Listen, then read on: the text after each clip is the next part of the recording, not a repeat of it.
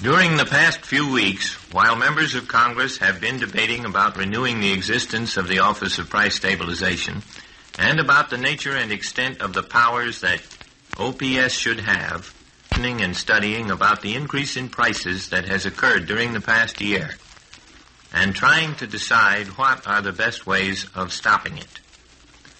Actually, this serious and rapid increase in the prices of nearly everything is nothing new. It has been going on since 1946, when wartime controls over prices were removed by Congress.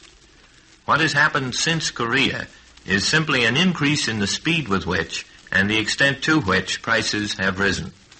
The cost of living went up 10% from June 1950 to May of this year, but it had previously risen 30% from 1946 to June 1950.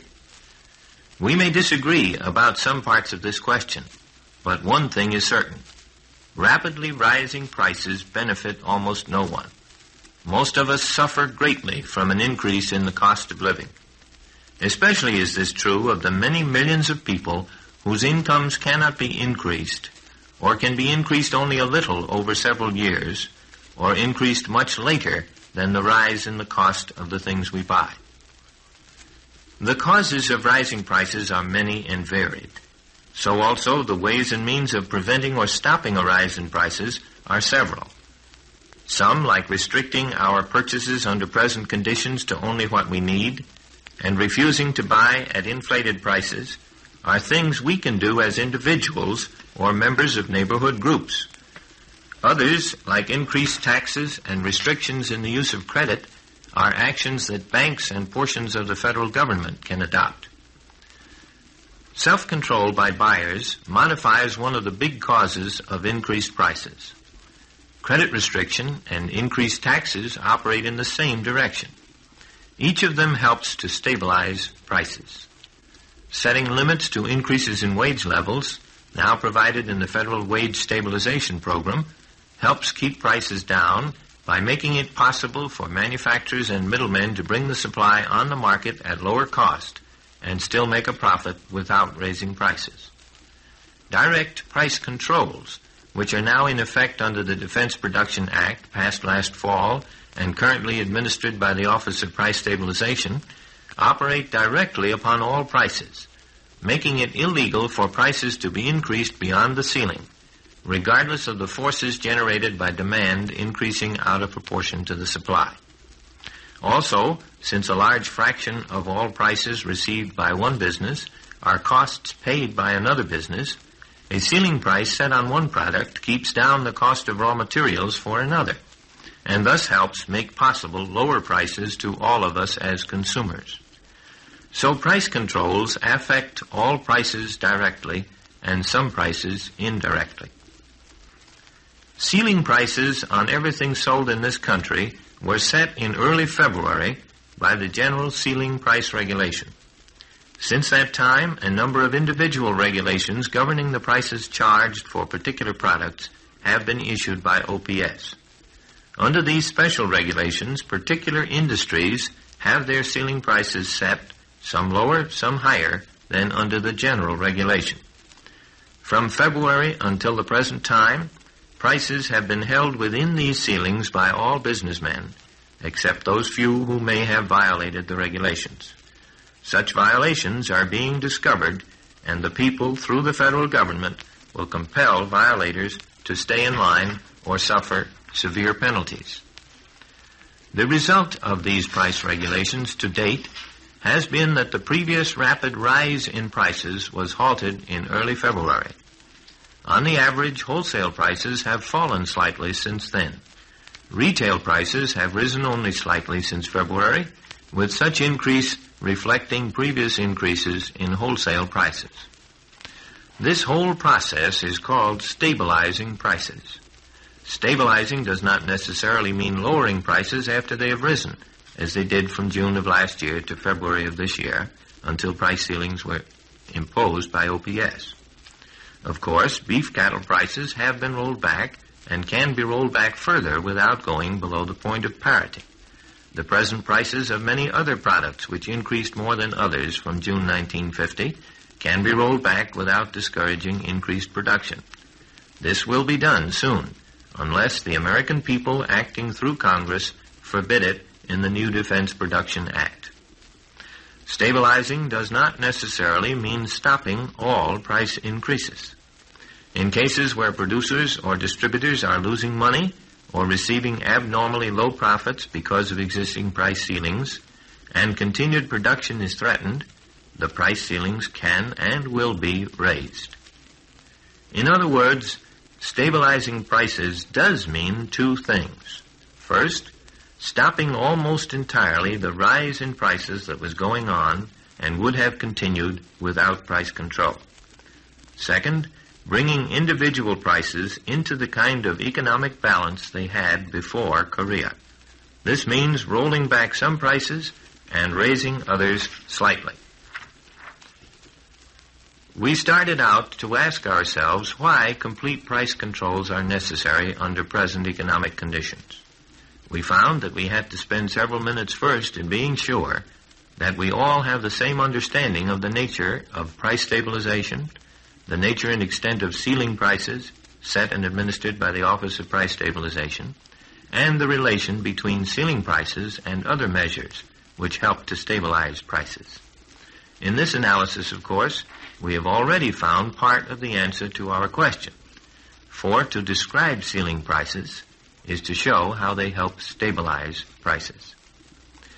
Some individuals and representatives of some industries have recently sought to prove that setting and enforcing ceiling prices is not necessary in order to secure price stabilization. Such people either mean something else by the words price stabilization, or they are misstating the facts. In World War II, we did not get stabilized prices until ceiling prices were imposed under OPA. Within 3 months following the removal of price ceilings in 1946, wholesale prices increased 16% and retail prices more than 10%. With brief and minor interruptions, prices continued to rise from then until June 25, 1950. From that time until February of this year, wholesale prices increased 18% and retail prices 10%.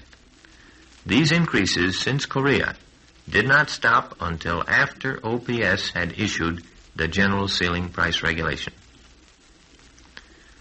We have recently heard a number of suggestions that price increases can be controlled or prevented without price controls by using only increased taxes and control of credit. A little analysis of these measures will make it evident that, although such measures will help, they cannot accomplish the result without price controls.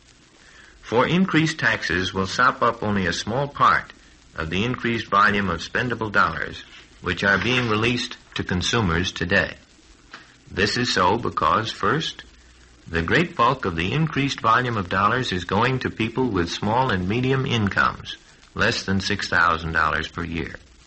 Considerably less than 30% of this will be taxed, even with the higher rates now proposed. The rest will be competing for scarce goods with the incomes that existed last year and are continuing this year. And second, some of the people added to the labor force will be working part-time, and their new incomes will be small enough to be subject to little or no taxes. Yet the combined incomes of several million such people can be a powerful force to push up prices of food and clothing. And third, even those who had fairly high taxes before and who are going to pay at even higher rates in the future will, most of them, receive substantially higher profits, salaries, bonuses, etc. Only a part of these increases will be taxed, even though a substantial part. The rest is spendable. And fourth, many people, particularly small businessmen, are influenced by higher taxes to spend more in directions that come under the heading of business expense, entertainment, travel, and the like. This is bound to happen to some degree this year and next. The result? More spendable dollars pressing on prices. We must remember that income taxes have to be levied on a uniform basis within each income group. There is no way to single out those whose incomes, or part of them, are new and price dangerous. Consequently, the increase in tax rates must be moderate as compared to the size of the increased volume of dollars that requires sopping up, since so many people in all income groups will have little or no increase in income.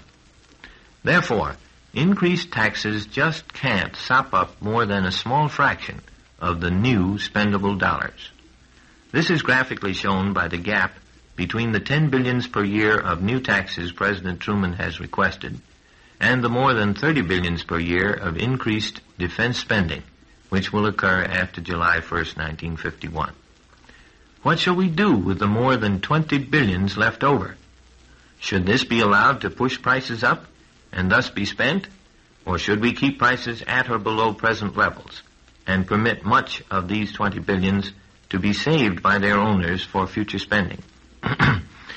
Another widely advocated measure for avoiding inflation is control of credit, and substantial measures of this sort have recently been put into operation under the administration of the Federal Reserve Board. It is proper to ask whether credit control alone, or in conjunction with increased taxes, can accomplish the needed results.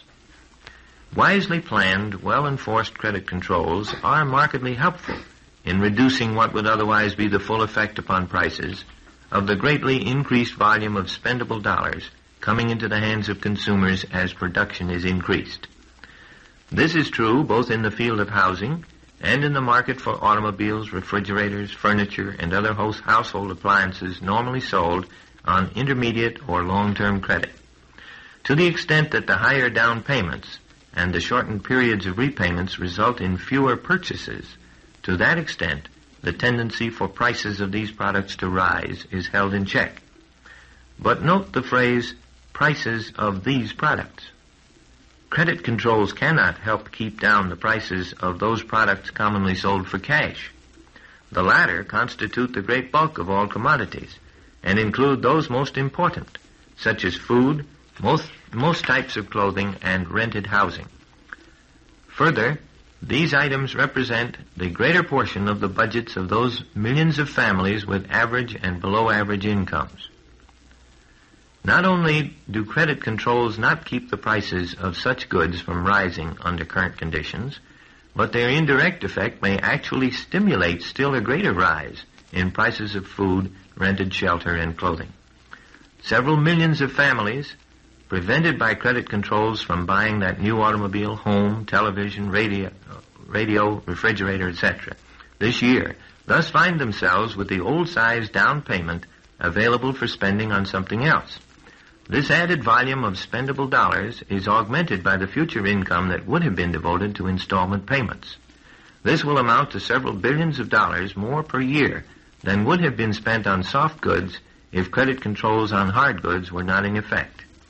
These added spendable dollars are in addition to those already considered, resulting from increased employment and increased wages not sopped up by added taxes, all available for spending on scarce goods. Credit controls are good, but they can't do the job alone. As we think through the problems created by the defense emergency, with the many forces that tend to raise prices far and fast, it is evident that the battle to stabilize prices must be fought with all four of these tested weapons: increased taxes, credit controls, wage controls, and price controls.